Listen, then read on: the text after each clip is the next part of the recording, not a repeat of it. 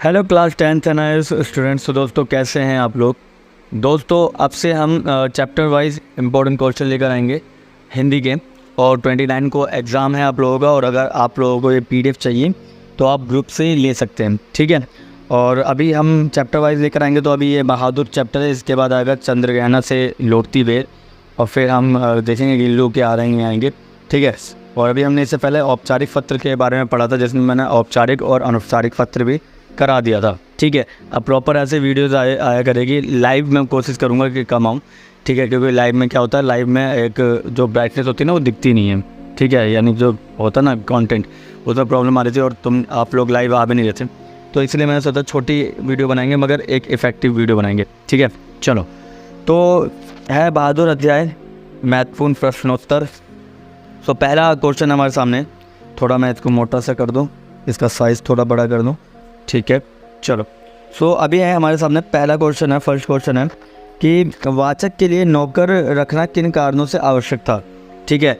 यानी कि जो वाचक है, जो राइटर है, इसके लिए नौकर रखना क्यों आवश्यक हो गया था। तो उसका आंसर है वाचक के लिए नौकर रखना आवश्यक था क्योंकि वह अपने कार्यों में व्यस्त था और घर के कामकाज के लिए समय नहीं निकाल पाता था। ये कारण उचित थे क्योंकि ये उसकी व्यस्तता को संतुलित करने और परिवार की देखभाल में मदद करता है, ठीक है। यानी कि वाचक के लिए नौकर का रखना इसलिए आवश्यक है क्योंकि वह अपने कार्यों में व्यस्त था और घर के कामकाज के लिए समय नहीं निकाल पाता था। और ये कारण उचित इसलिए थे क्योंकि उसकी व्यस्तता के कारण क्या हो रहा था, वो घर के और अपने काम को संतुलित नहीं कर पा रहा था, ठीक है। तो ये फर्स्ट क्वेश्चन है। सेकंड क्वेश्चन है बहादुर कहानी के आधार पर, ठीक है। तो सेकंड क्वेश्चन है बहादुर कहानी के आधार पर मध्यम वर्गीय परिवार की कुछ प्रवृत्तियाँ बताइए, ठीक है। तो बहादुर कहानियों के आधार पर ना मध्यम वर्ग जो परिवार है उसकी कुछ प्रवृत्तियाँ बतानी है। तो पहला तो है कि बहादुर चैप्टर के तहत एक मध्यम वर्ग जो परिवार होता है उसके अंदर आर्थिक संघर्ष बहुत ज़्यादा होता है, सामाजिक प्रतिष्ठा की चिंता रहती है, परिवार मूल्यों का महत्व करता है, ठीक है।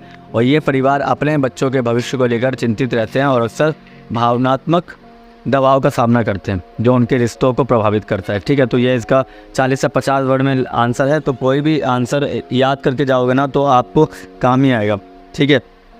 ज़्यादा बड़ा क्वेश्चन आंसर मैं खुद नहीं कराता, इसलिए छोटे छोटे क्वेश्चन आंसर लेकर आता हूँ अपने साथ, ठीक है।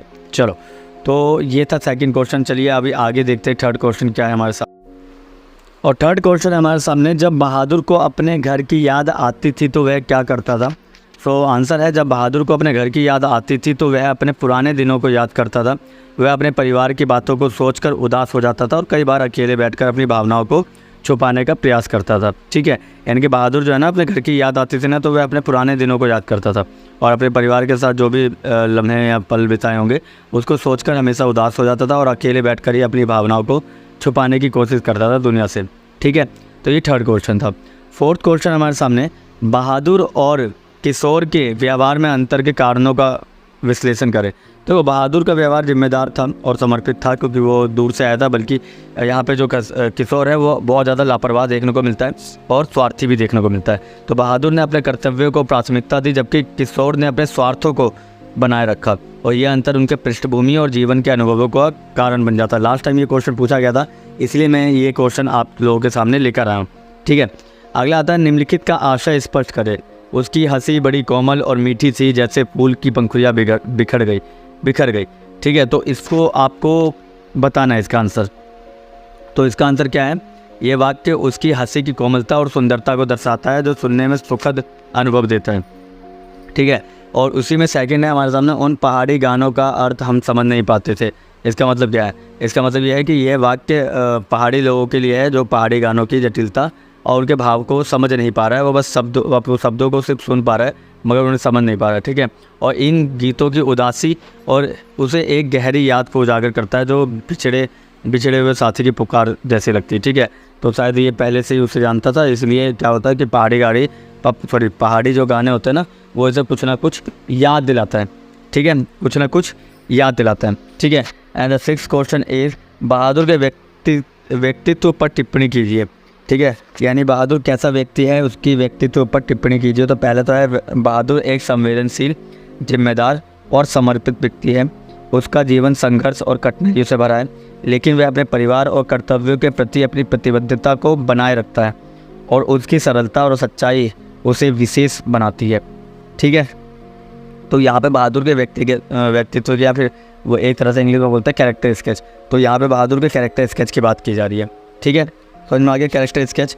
तो वो एक संवेदनशील है, जिम्मेदार है और समर्पित व्यक्ति है। उसका जीवन संघर्ष और कठिनाइयों से भरा है, लेकिन वह अपने परिवार और कर्तव्यों के प्रति अपनी प्रतिबद्धता को बनाए रखता है। इसकी सरलता और सच्चाई उसे विशेष बनाती है। चलो अगला है, बहादुर कहानी की भाषा की प्रमुख विशेषताओं का उल्लेख करें। तो बहादुर कहानी की जो भाषा जो है ना वो सरल और सहज है। ये रहा, जो ग्रामीण जीवन की वास्तविकता को बयां करती है। संवादों में स्थानीय बोली का प्रयोग होता है और भावनाओं का प्रभावशाली चित्रण उसे जीवंत बनाता है। यानी कि जो बहादुर की भाषा है ना वो बहुत ज़्यादा सरल और सहज है और ग्रामीण जीवन की वास्तविकता को दिखाता है। यानी कि एक ग्रामीण समाज को, एक गांव वाले समाज की हमें एक झलक देखने को मिलती है, उसके बाद उसका एक जीवंत वर्णन देखने को मिलता है। ठीक है, भाषा जो है ना वो अधिक संवेदनशील और गहराई है जो पाठकों को एक साथ जोड़ती है। ठीक है, समझ में आ गया। चलो, तो ये PDF आप मुझसे ले लीजिएगा। ठीक है, ग्रुप के अंदर मिल जाएगी आपको। ठीक है, और अगर ग्रुप ज्वाइन नहीं किया तो ग्रुप ज्वाइन कर लीजिएगा, आपको मैं नंबर नीचे स्क्रीन पर देखने को मिल जाएगा। ठीक है, चलिए तो बस आज के लिए बस इतना ही। मिलते हैं किसी और चैप्टर के साथ किसी और नई वीडियो में। अगर नए हैं तो वीडियो को लाइक कीजिएगा, चैनल को सब्सक्राइब कीजिएगा। ठीक है, और कमेंट कीजिएगा अगर आपको अगला कोई चैप्टर चाहिए तो। ठीक है, चलिए, थैंक यू और धन्यवाद।